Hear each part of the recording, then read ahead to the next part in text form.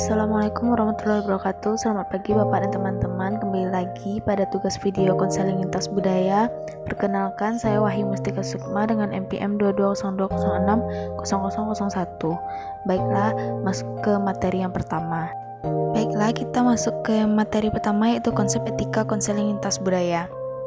Konseling lintas budaya mengacu pada praktek konseling yang melibatkan klien dan konselor dari latar belakang budaya yang berbeda.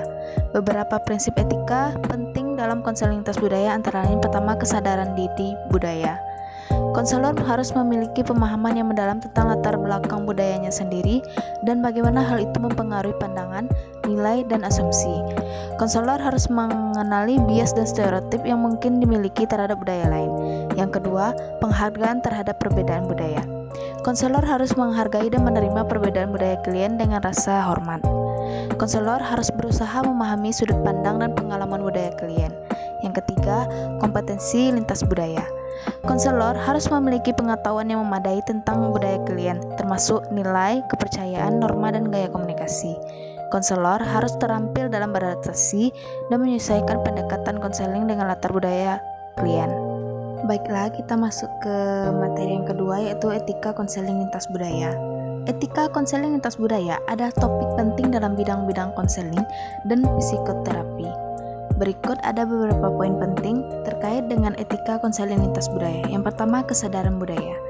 Konselor harus memiliki kesadaran yang kuat tentang latar budaya mereka sendiri dan bagaimana hal itu mempengaruhi perspektif dan asumsi mereka. Konselor juga harus memiliki pengalaman yang baik tentang budaya klien mereka untuk dapat memberikan layanan konseling yang responsif secara budaya. Yang kedua, komunikasi efektif. Konselor harus mampu berkomunikasi secara efektif dengan klien dari berbagai latar belakang budaya, termasuk penggunaan bahasa yang sesuai dengan pemahaman nonverbal. Hal ini melibatkan kemampuan untuk menjembatani perbedaan budaya dan memastikan pemahaman yang jelas antara konselor dan klien. Selanjutnya, yang ketiga, sensitivitas budaya.